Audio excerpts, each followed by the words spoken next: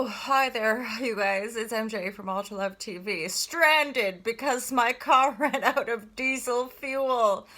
Have you guys have you guys been around much lately? Have you heard about the people of the good old United Kingdom? I wonder what's really going on. Anyway, I did get diesel. Some of you guys know it's been a bit of a journey. I'm on my way to the airport and picking up somebody that I haven't seen in 4 years because of a whole bunch of Shazam. So I was a little bit panicked yesterday, concerned that I wasn't going to be able to make it to the airport, but do not fear. My tank is full of diesel fuel and I have plenty of time to make it to the airport. So thank you guys so much for your love and for your support generally, and all of you just being awesome humans, endeavoring the heart train of love of the Most High. I'm just talking razzmatazz because that's seems to be part of what I do. Let's crack on with the reading, shall we? FYI, one of you, I sent you a message. It was your birthday recently, but for whatever reason, the message couldn't send. Mademoiselle, happy birthday to you. Happy birthday to you, Mr. President. Okay, here I go. Here I go. Let's get him. Let's get him out, okay? Okay, so Wheel of Fortune, this energy is over here is feeling pretty cool, like quite a nice promise here is that I feel like the Wheel of Fortune, you might have been dealing with some codependency, addiction, stuff that like, makes you feel bound, makes you feel like trapped to the devil, not fun.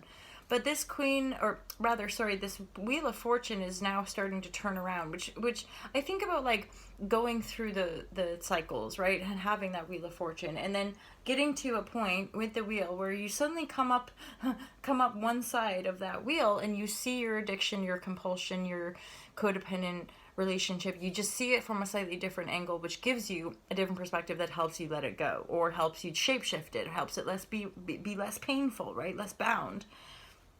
And then we have this Empress energy with the Queen of Cups, in the reverse. So Empress and Queenie over here are reversed. We're going to get some clarity on that.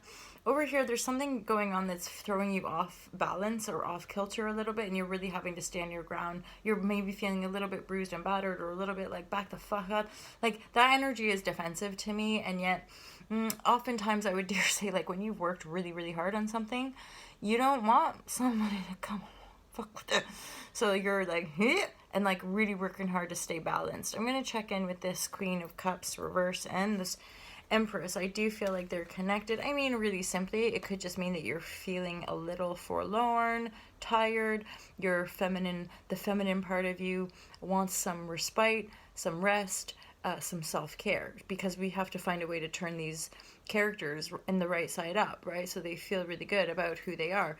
And then I pulled a success card, so that's pretty much signaling to me, like, if you do all that, if you look after yourself, if you let yourself heal, let yourself sleep. That's been coming up a lot as well, FYI, is like more and more of this sort of community, or like, you make sure you're resting, make sure the sleep is huge. Like, if we get enough sleep, our body's metabolism regulates, like, we can typically, everything just feels better when we're getting enough sleep, and our thinking capacity, right, like, so we think more clearly. If we're like super dupes tired, we'll just get triggered, nothing, right, nothing gets resolved when we're super sleepy.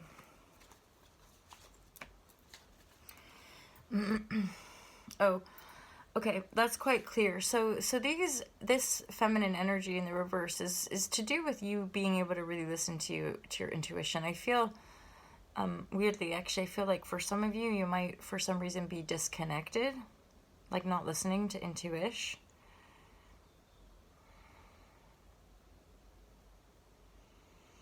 Something about, like, okay, there's possibly just this bit of a process of you getting to the point where you trust your intuition and finally having success with it.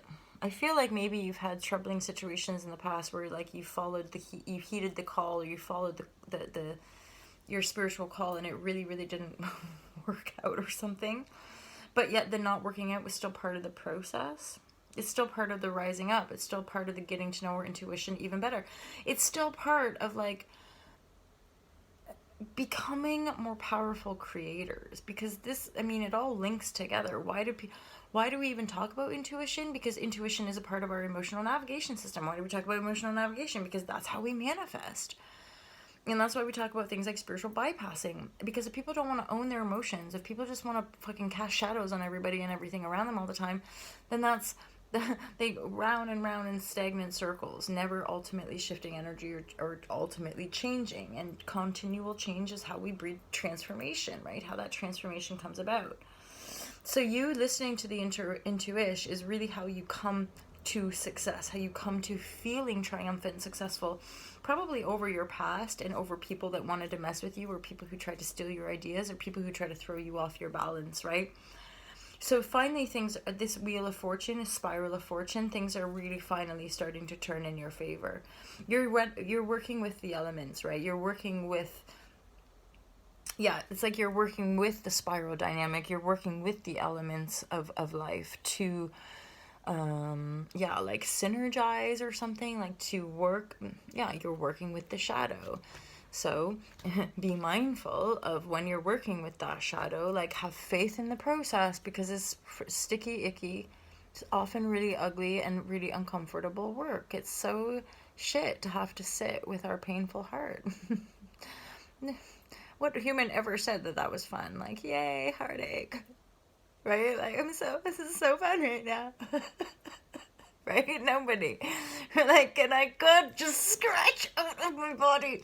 It's like, it was great. Like, holy shit. And like, increasingly, like these last few days and weeks and months, I'm like, can we be moving through these energies any faster? Like, I literally had a rebound where I was like noodling with a thoughtscape, and then I got to this ideology of like, yes, that feels about right. Then I manifest that, and then I swung the other way, being like, oh no, I can't, I don't want that, I don't want. And like, so it's like, to each their own, lovers. I'm like, don't, yeah, listen to your heart. Okay. Somehow that's connected, but be willing to change your mind. Be willing to change, full stop. That rebel energy wants to come out quite a bit as well. And then the conditioning. Okay, you guys, so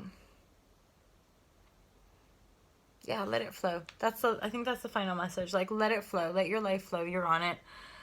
A little bit of healing to do just to kind of pick yourself up again, or turn yourself right side up. Trust your intuition. Your intuition is calling you, and trust it. Even if you think it didn't work out in the past, right? Intuition is always there, and it's always guiding us, and it's part of that emotional navigation system. And yet we're having to really, really, really, really, really tune in, because part of us is that, like, the amount of work we've done, or the past trauma, or even more recent trauma, that could be really throwing us off a little bit and making us be like, wait a minute, no, I'm not gonna listen to that. But it is in the feeling.